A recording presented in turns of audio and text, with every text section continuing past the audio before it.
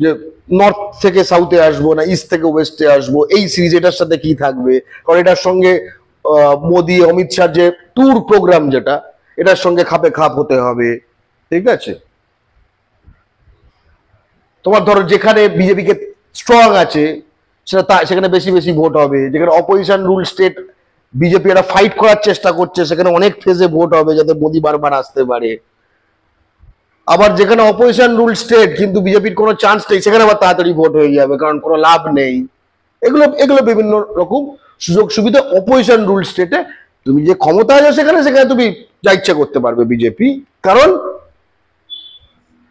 Election কমিশনটা তোমার। তুমি পশ্চিমবঙ্গে যদি কোনো একটা কেন্দ্রে রিগিং হয়, কোনো বুথে রিগিং হয়, তাহলে সেখানে রিপোল অর্ডার হচ্ছে না কেন? বা রিগিং এর খবর জানো কিন্তু রিপোলের দিকে তুমি যাচ্ছ না, তোমার লোককে বলছো না তুই রিপোল করা, কেন করাচ্ছ না?